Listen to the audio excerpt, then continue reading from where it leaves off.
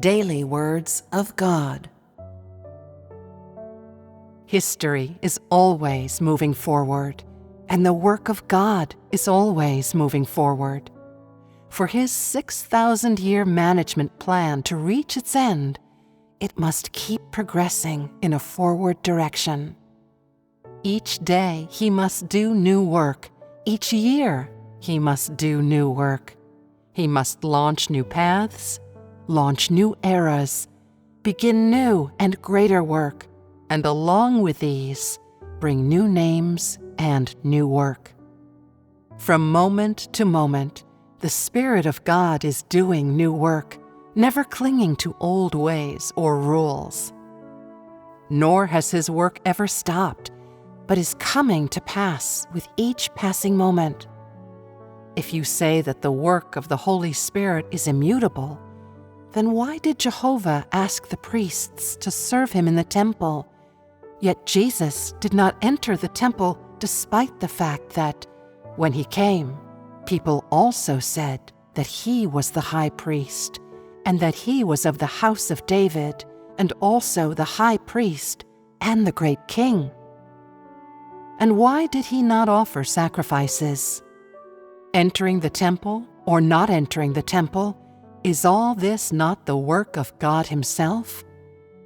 If, as man imagines, Jesus will come again and, in the last days, still be called Jesus, and still come on a white cloud, descending among men in the image of Jesus, would that not be a repetition of His work?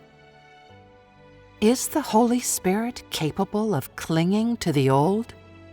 All that man believes are notions, and all that man understands is according to the literal meaning, and also according to his imagination.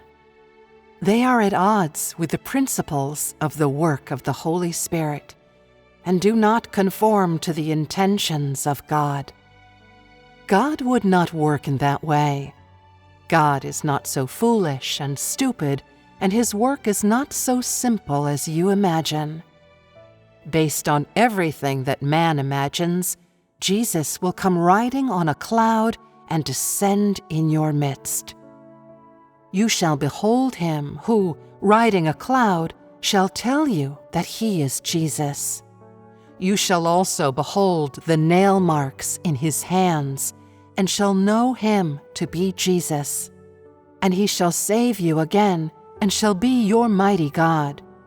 He shall save you, bestow upon you a new name, and give each of you a white stone, after which you shall be allowed to enter the kingdom of heaven and be received into paradise. Are such beliefs not the notions of man?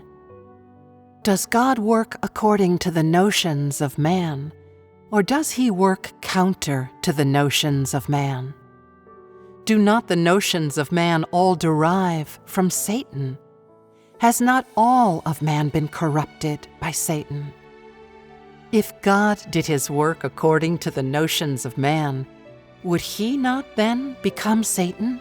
Would He not be of the same kind as His own creations?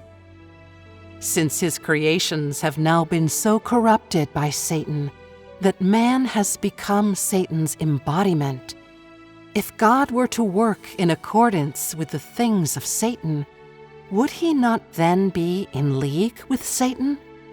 How can man fathom the work of God? Therefore, God would never work according to the notions of man, and would never work in the ways you imagine. There are those who say that God Himself said that He would arrive on a cloud. It is true that God said so Himself, but do you not know that no man can fathom the mysteries of God? Do you not know that no man can explain the words of God?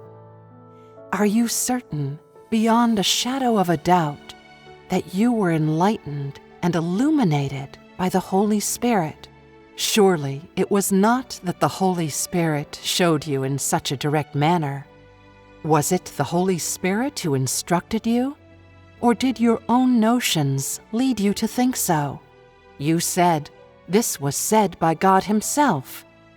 But we cannot use our own notions and minds to measure the words of God.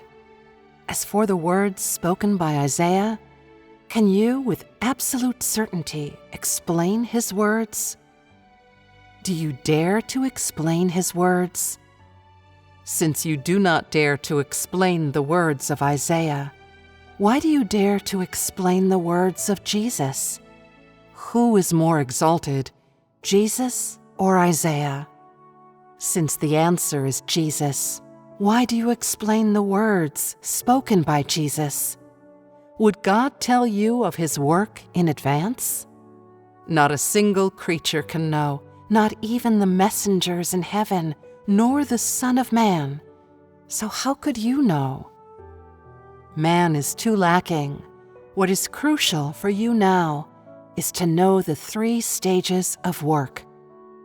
From the work of Jehovah to that of Jesus, and from the work of Jesus to that of this current stage.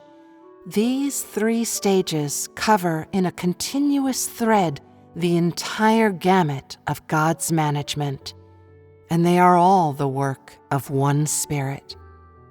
Since the creation of the world, God has always been at work managing mankind.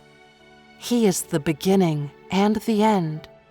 He is the first and the last, and He is the one who begins an age and the one who brings the age to an end. The 3 stages of work, in different ages and different locations, are unmistakably the work of one Spirit. All those who separate these 3 stages stand in opposition to God. Now, it behooves you to understand that all the work from the first stage until today is the work of one God, the work of one Spirit. Of this, there can be no doubt.